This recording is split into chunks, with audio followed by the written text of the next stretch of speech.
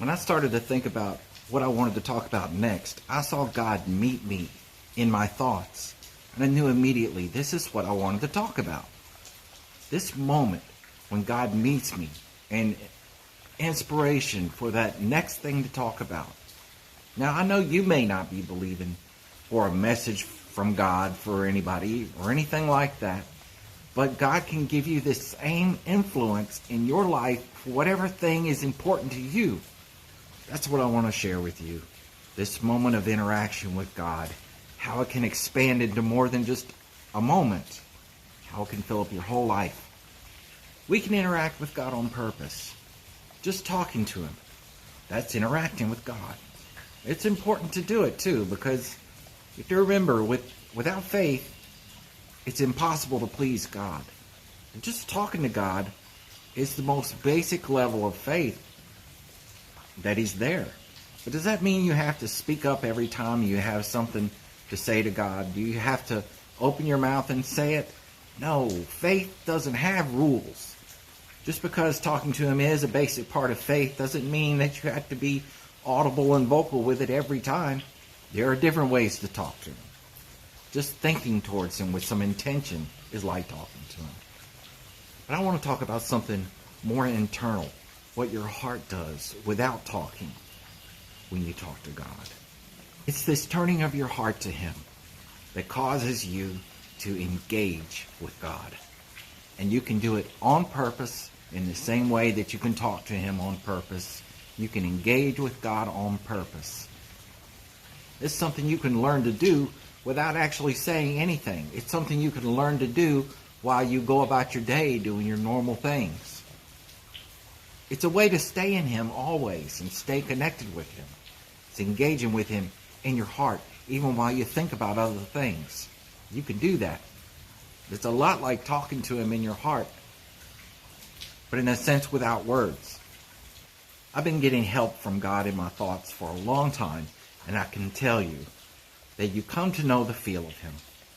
You get to know how He feels, and you learn how to follow Him in your heart from this feeling of Him. Now, it's not a feeling you're feeling, but it's Him. It's the way He feels. So you're not just following your own heart around willy-nilly, into whatever desire you have, that your heart, deceitfully wicked in that sense. You can't trust your own thoughts to guide you all the time. Your own understanding is limited, and you know that. But you can trust God in your heart. You can look to Him, and it's just knowing the difference between Him and you. He's in your heart. As long as you're looking at God in your heart and not at what the part of your heart that's just you, then He can guide you faithfully. It's very uplifting when He meets you this way. And it's every time, too. It doesn't get old. There's something about God being God that is never boring. I mean, how is the giver of life ever not going to be inspiring? He fuels your life. So I want you to be able to do this, too. I want you to look to God and receive inspiration. I want you to know how. I want you to know how to open your heart in the middle of whatever you're doing and receive what you need from Him immediately. God does all those things for me when I stay engaged with Him. Honestly, I stay so happy in general that, I can't overstate this. It's excellent. And that's just from a personal perspective. But think about it on a broader perspective. I mean, you're talking about God being able to lead you into your destiny by doing this. And you know why? It's because if He's a part of every moment of your day and you're open to His leading every moment of the day, then how is He not going to lead you into your destiny? If you're listening and you're willing to change, which I'm sure you are, if you're taking this step, you're certainly willing to change. You want to change. Well, it's almost automatic. God will lead you into your destiny. So let's talk about how you can do this. How can you first look to and then engage with God? As I've already said, let's not make it more complicated than it is. It's a simple thing. Something you've already been doing probably. Heck, if you've ever had any real interaction with God, you've been doing this before now. I would encourage you, though, not to look to some outward source. Okay, if you're used to looking at a statue and associating that with God, that's not helpful. It's misleading, because God is a spirit, and those who worship him must worship him in spirit and truth. That's what Jesus said. I do believe that's why God told us not to make graven images to worship. So you may not even think of it that way. You may think, well, I just use a statue to kind of focus my idea of what God is. Okay, that sounds nice and pretty, but that's still wrong. It's not just wrong. That's not even the word. It's misleading. It gets you to put your trust in the wrong thing. The fact is that God has no physical image, not as a spirit. Now, God manifests as a man in Jesus. There are different ways that even spirits manifest in a physical appearance.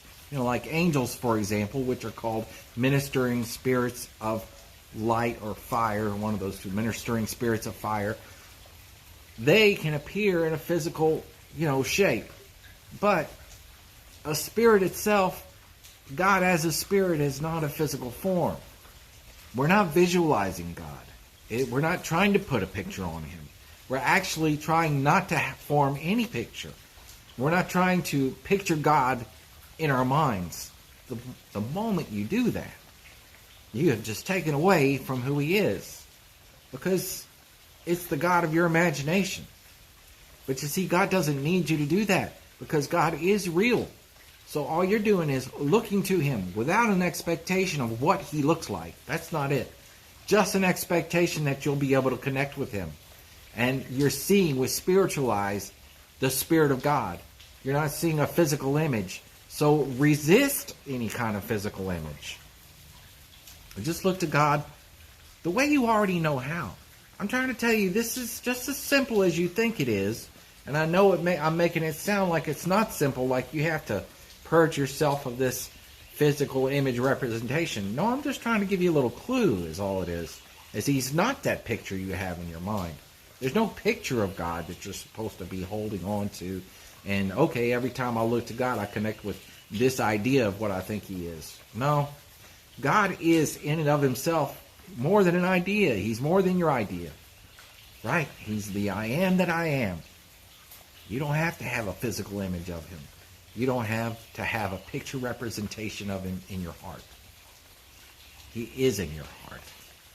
I'm just trying to say, man, you've connected with God before in your life, I know. And so you know what it is to do it. You may not know how to do it necessarily, but you know that you have done it. And that's all you should trust as far as finding an image for God. Trust the experience you've had with him. Trust the time when you know you've connected with him. And don't try to recreate that moment. It's not about the moment or anything else. Remember, God is like a person. He doesn't change. And you don't have to recreate the experience. He's just as with you now as he was in those most amazing, impressive times. You're just not connected with him. That's all it is. You don't have to recreate the experience. You just have to connect with him. You look to him. You engage with him. And God is generous when it comes to that. He's not hiding anywhere. He'll help you to connect with him. Just make the little bit of effort of engaging him that you know how to do automatically, and it'll happen. Why? Because you're not relying on yourself to make a connection with God. God has already made a connection with you by coming to live inside you in the Holy Spirit. He lives in your heart. That's why you can do this. That's why you can connect with God. That's why you can see God. That's why you can talk to God and he hears you. That's why there's nothing between you and God, except for maybe your own misunderstandings. So that's what I'm trying to get you to do, is get past your misunderstandings by trusting God to take you past them. Because all he's got to do is fix a couple little things in there so you can see things with a slightly different perspective, and you can see him in all his fullness. I have an example from my own life. When I was a teenager, I used to think that I could come out to the woods here and I could see God and I could feel God more, as if he was out here in the woods. In a way, it's almost like a graven image for me, from my teenage years. I found out when I started having a real relationship with God, Oh no, God's not in the woods. God's in my heart. When I come out here, it may give me a chance to relax and not think about things and have a nice quiet experience so that I could concentrate on him. That might be true. But the God was in my heart. So after that, the woods were no longer my graven image of God. But I want to say about your heart, if you've ever felt God at all, you felt him in your heart. You may have felt him in the atmosphere around him, like in a good church service, or like I felt when I was first coming to God. I felt him around me as I was walking down the halls and talking to him. I felt him around me. But if you'll think about it and you think back about it, you'll also recognize that even though you felt him around you, you also felt him in your heart, because anytime you feel God, this is where he meets you. This is the place of meeting. I'm going to tell you how that is. It's so simple. It's so wonderful. It's the new covenant. Place of meeting is your heart. You know, in the old covenant that they had the tabernacle, they had the temple where Moses would go into the holy place and meet with God. That was a place of meeting at the time. But before the law, before they built the tabernacle, God was right there in the midst of the Israelites all the time. But they wanted Moses to meet God away from them. They became scared of God. It was their request that God house himself in that temple or in that tabernacle. But Jesus, when he sacrificed himself, the veil was rent from the top to the bottom of that holy place. So God was let out again. Let out. You know what I mean? It's figurative for his people and from the way they look. Of course, God wasn't trapped inside that holy place. We know that because in the Old Covenant, David had a relationship where God was tangible to him. All the prophets had God move on them. He wasn't trapped inside that place. But now we have this revealed relationship. Okay, God was there in the temple now. Now the place of meeting that was in that tabernacle is now right here. And why is that? That's the whole point of the gift of the Holy Spirit. He now lives in your heart. This is the place of meeting. This is the tabernacle. Look. I just love it. The book of John in chapter 14 talks about, I will make my abode with them. Right? And that abode is not an abode in heaven. We get that idea from like the second verse of chapter 14 where he says, in my house are many mansions.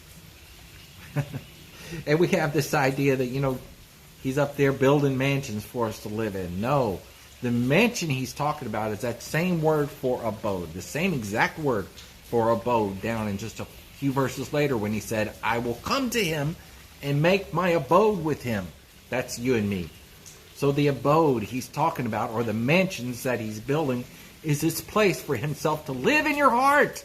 Isn't that exciting? Sorry, I'm getting excited. I know. So this is the new covenant tabernacle right here in your heart. That's why it'll come to a point where nobody will even need to say one to another, know the Lord, for they'll all know him from the least to the greatest, because this is where he lives. In the new covenant relationship, looking to God in faith is looking to him in your heart. That doesn't mean God is hidden or hard to see. He's right there in the middle of you, in your core or your heart. You don't even have to look hard to see him. You look into anything with him there beside you, he's looking into it with you. And when I worship God, I look directly at God in my heart. But when I'm thinking about other things, I'm not looking at God, but I'm looking at that other thing. But that time I've spent in worship, and not just then, but always, it's a training of your heart as well as worship time with God, where you're looking to him and you're praising him and you're giving him your full and undivided attention. It's a training of your heart, because when I'm looking at other things, I feel him there with me looking. And that's because I know how to keep my heart open to him as I'm looking at other things, because I've looked to him first. So I'll look at the other things with him still in mind. My inward eyes are still on him. Well, you get to do this enough, and you become trained at it. And then whenever you look to God for something special, for something specific, for some help, He'll meet you right there while you think about it. And that's what I want to talk about. I want to talk about that special thing that you have to do where you meet with God to do them. It could just be meeting with him in your prayer closet, and he'll meet you in the prayer closet. You feel that you have this, this rehearsed habit that is, let's say. For me, it happens to be this right here. It's talking about these things. When I think about what I'm going to say next, God meets me, and then we talk about it, and then things happen. But we're all different. We all have different callings. And even that person, okay, because everybody should meet with God in the prayer closet. That's a thing for everyone. And, oh God, please don't get into the idea that I'm talking about just building this habit and you have to do it every day. It's not a work. It's about training your heart to rest on him and rely on him. Whether you're go off in your closet by yourself or you're just living your life and you're still submitting to him. You can do that, though. You can engage with God while you do the other things of your day. Engage with God in your heart while you concentrate on other things. You don't have to think about him at the same time that you think about the other things. No, it's just having your heart open. It's being engaged in him. It's letting him be a part of what you're doing. But I do want to talk about that special thing for God, that thing that he leads you into doing and how he'll meet you there. It's wonderful. If God has given you a task, then, if it's truly from God, then he'll obviously be there to help you do it, right? It's getting that task in the first place that takes a little doing sometimes. I know it sure took me a while. To get that, you'll receive an understanding of what you're to do, all right? The same way that you do any of these things. The same way, it's the way you live your life. If you live your life like with engaging in God in your heart and you're listening and you're open to him, you can receive one of those things to do. I want to talk a little bit then about this engaging, how you can do it anytime, how you can do it all the time on purpose. All right? I've alluded to it some already. The same way that you can purposefully go to God in the prayer closet and pray to him and interact with him. You're engaging with him on purpose there. You can do that in the rest of your life as well. Because remember, you might think about the prayer closet as being a room in your home or something like that where you go and just kneel and pray to God. But the true prayer closet is right here. You carry the prayer closet with you. And in that same way, this right here, staying engaged with God in your heart wherever you're going, that's carrying the prayer closet with you. That's how good he is, that he would make this a life thing, something you can do with your whole life, something you could be completely engaged in, something that can, where he never leaves you or forsakes you. And he doesn't, in truth. He is in you if he's ever come into you. He lives in you in the Holy Spirit. But to know that, for it to be a part of your life, for it to drive you, for you to have that excitement, what a glorious mercy that is from God. If you want to do that with me now, let's look to God together. We can let him be the tie that binds us. Lord, we are looking to you. We know you're a spirit, so we don't have to look for some physical picture, not even in our heads. We look to you assuming nothing. And we feel you. We open ourselves to you. You are gentle and kind. And there, he should be in your mind's eye. I know you might have an image of God as a man in the sky with a long white beard, but resist that image.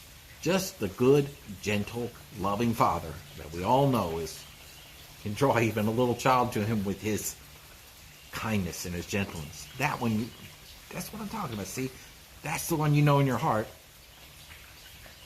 Just relate to him like that. And if there's any doubt, just use the key, the name of Jesus. Okay, let's talk a little more about that thing you're doing with God's help. Let's call it our special project. Whatever that thing is, as long as it's God's direction for your life, he'll help you with it. Well, we talked about that. If you get really good at engaging with God like this, you'll be able to take direction on the fly. In other words, when you have your heart sensitive to him while you're doing whatever it is you're doing, you can he can tell you to stop, and okay, slow down. Or he can tell you, oh no, that's what I want you to go. Let me push you into that, and he can do that if you're staying sensitive to him. You can do that.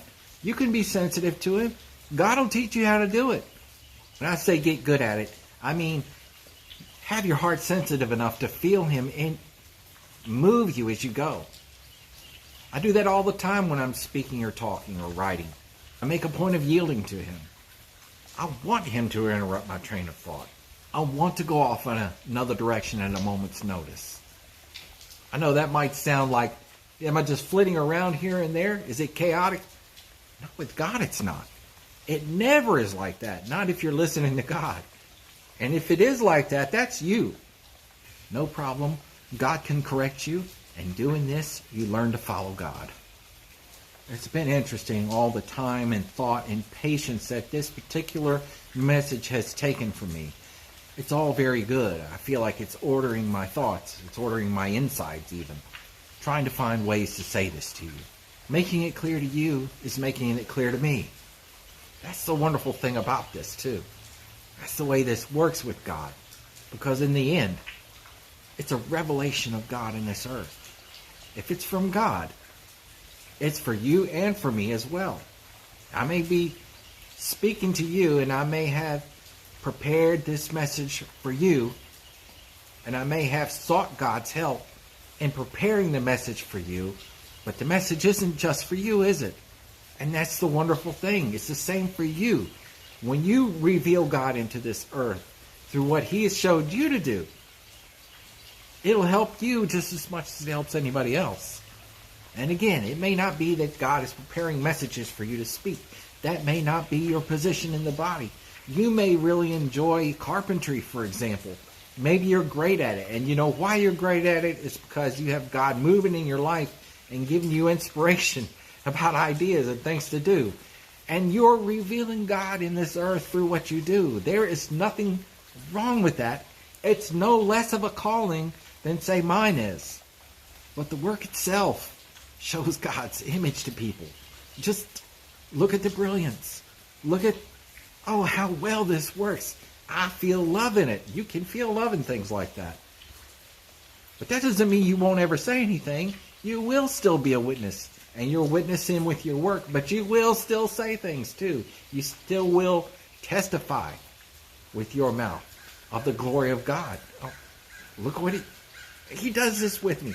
I am amazed that he can do this with me. Who am I to be able to do this? I know God gave me that plan.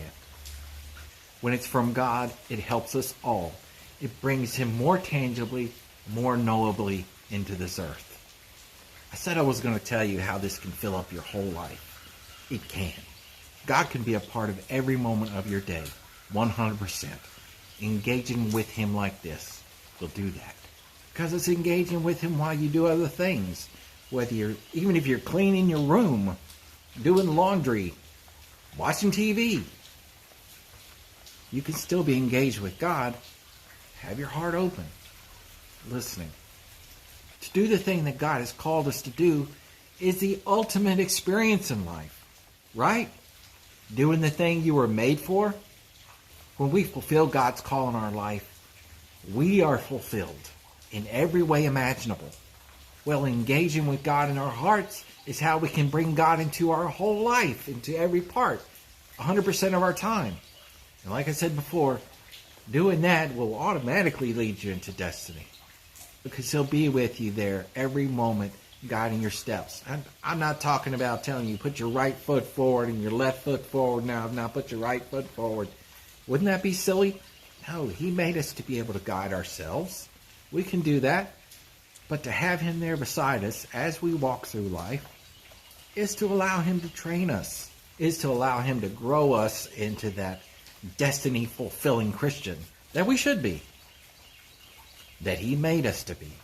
You don't become that thing overnight. You become that thing by becoming God's child and letting him train you like a little child. Become more and more like him as you go, even though You've already been changed into the same image from the old glory of seeking God through the law to the new glory of having his grace and his influence, his spirit in your heart. Even though you've already been changed, automatically you're a new creature and old things are passed away. Behold, all things are become new. To get that into your mind and heart, to make it become more part of your life to where you are truly being conformed to the image of the Son, right, is to, over time, allow God to change you more and more by yielding to his Spirit, by learning how to follow him every day, all right? Because that's better than him giving you, say, this task for you to do, like in 10 years' time, I want you to be able to do this. In 10 years' time, I'm going to give you this goal. If God did that for us, well, we take our minds off him. And that's just not the point at all. Because what I'm saying is we take our minds off him and just focus on doing the task. But that's not the point at all. God has to train your heart how to truly follow every moment. And that's how you get led into destiny. See, that's walking by faith. It's following him by faith. Because if you know the whole outcome and you know it all, then you're like him and you don't need him for anything.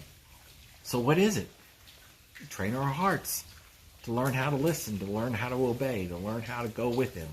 And even better than that, for him to strengthen you to the point where you already know some of the answers. You already know how to follow, and you don't have to constantly be like bowing down, oh God, please help me, type of thing. No, but he'll grow you up to where you become strong and you're able to follow him, but not in a way that's like he's leading you by the hand. Not that type of thing, but more like, yeah, God, we're in this together. And he's within you, and you're within him, and you walk through life together as one. That's what he wants. The thing is, God is faithful. If you learn how to do this, God will honor the effort. He'll come to you and make himself known to you even when you're not looking for him. Because when you have those times where he's sort of gone to the back burner, or you've gotten distracted or any of that, it just gives God a chance to show himself even stronger on your behalf. That's when you're learning to rest more on him and not on your effort. Because it all ultimately comes down to what he's done for you. You couldn't earn your salvation. He gives it to you. It's a gift. God took the first step. He'll take the last one too. He'll finish the work he started in you. And make no mistake, if you learn how to do this, it will be because God influenced you to do this. You'll just have been responding to the influence that he gave you, even if it came through me. But if you learn this, it won't be I that taught you. God will have taught you. He will meet you in your heart and show you what to do. And you will have a new life.